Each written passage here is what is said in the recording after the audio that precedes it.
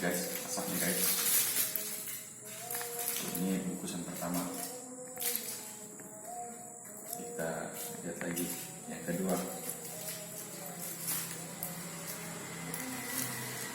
Panas guys, hot. Asapnya ngebul guys.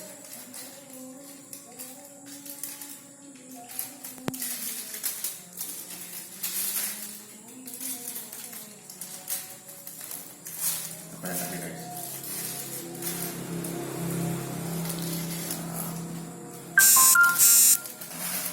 Ini dia guys. Ada sensasi gosongnya guys.